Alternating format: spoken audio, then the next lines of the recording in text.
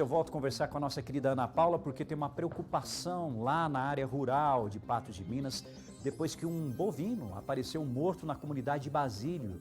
Comunidade Basílio, 40 quilômetros mais ou menos de distância ali de Patos de Minas. E ele apareceu morto por causa de raiva. Aí houve uma mobilização vacinal, bloqueio vacinal que é chamado. É preocupante isso e é o segundo caso, né?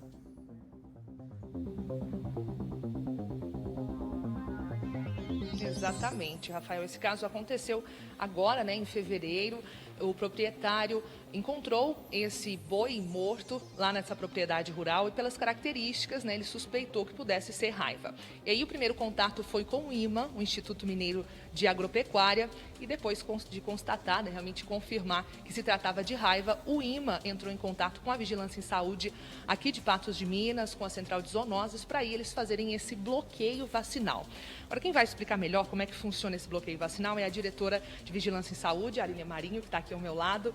Lilian, bem-vinda ao Balanço Geral mais uma vez, obrigada por receber a gente. E eu queria entender o seguinte, esse bloqueio vacinal, nada mais é que a vacinação de cães e gatos, mas se a raiva foi encontrada em um bovino, o porquê que é feita essa vacinação, o que isso ajuda? A raiva ela é transmitida principalmente pelo morcego, através da picada ou lambedura em alguma ferida. Se é transmitida para o bovino, ela pode facilmente ser transmitida para os animais domésticos, que são os que a gente tem mais contato, Por isso que é feito bloqueio nos animais domésticos.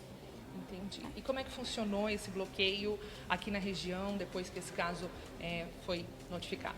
Foram feitos mais de 300 cães, e mais de 100 gatos. Foi feito na redondeza da fazenda, no raio de 5 quilômetros.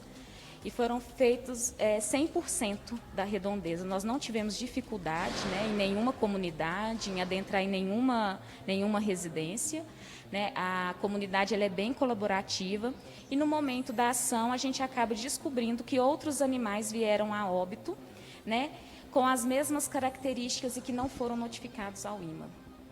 Isso é preocupante, Lilian? O que é a orientação da Vigilância em Saúde?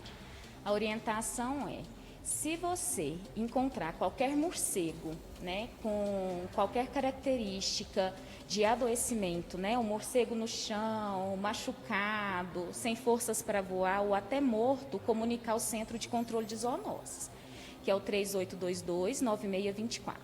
E caso algum bovino ou grande animal venha a apresentar andar calambiante, excesso de saliva, perda de apetite, de pesos, fezes endurecidas, escuras, aí comunicar de imediato o IMA para que a gente possa fazer a nossa ação de bloqueio e faça a coleta do material para o exame de confirmação de diagnóstico.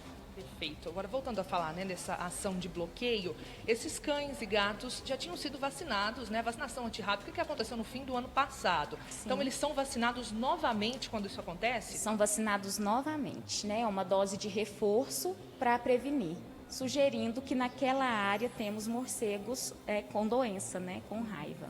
Agora, no fim do ano passado também, esse caso aconteceu no distrito de Moreiras, Como é que foi? Também aconteceu no distrito de Moreiras, da mesma forma, o IMA foi notificado e quando nós fomos fazer o raio, foi descoberto em outros vizinhos que teria acontecido da mesma forma. Foi feita uma grande ação com os agentes sanitários do Centro de Controle de Zoonoses de orientação. Para caso isso aconteça, é importante a notificação.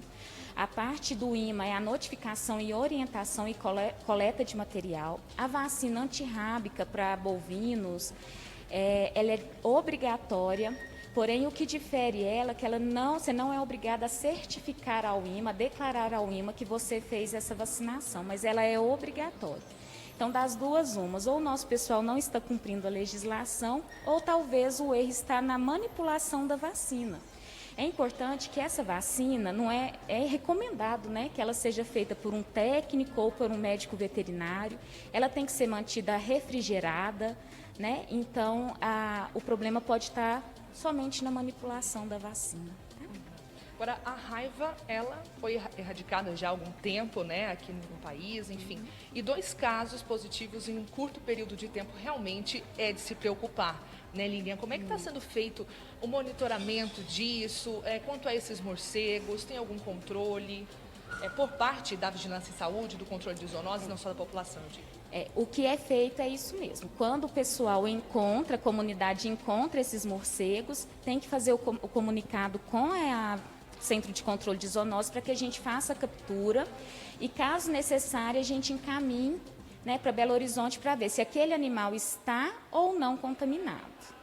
Entendi. Então, realmente, esperar, né, a colaboração da população, visto que não é feito nada assim preventivo, né? O preventivo é a vacinação, né? E em caso, quando acontece, realmente é acionar os órgãos competentes, né? A prevenção é a melhor forma, né?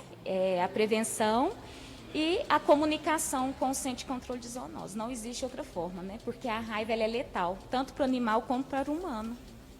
Exatamente. Então, recado está dado, Rafael. Eu vou repetir aqui o número da Central de Zoonoses, que é o 3822-9624, correto? E o do IMA. Ok. E o do IMA? 3822-3321. Pronto, tá aí os números. O controle de zoonoses funciona aqui em Patos de Minas de 7 horas da manhã até às 6 horas da tarde. Qualquer dúvida, informação, qualquer solicitação, é só entrar em contato. Rafael, a gente não pode bobear, né? Esse caso realmente é muito preocupante. 2 casos em menos de 2 meses. Realmente, isso tem que ser monitorado de perto e precisa da ajuda da população. Eu volto com você. Principalmente do trabalhador rural. Isso é fundamental, todo mundo precisa apoiar todo esse bloqueio em relação à vacinação. Então é muito, muito importante. A raiva, né, que é tão preocupante, já foi alvo, inclusive, no passado, de problemas sérios econômicos que o país sofreu, sanções econômicas. Então a gente tem que tomar o máximo de cuidado, todo mundo precisa fazer a sua parte, as nossas autoridades municipais também. E não só as municipais, mas também do Estado, porque a gente não pode ver aí, infelizmente, o Estado ficar aí manchado, marcado por causa desse tipo de ocorrência. Então todo mundo precisa fazer a sua parte para segurar o mais rápido possível e a gente não ter prejuízo no futuro, né? Obrigado, Ana Paula. Ficou atento? Tá bom, amiga.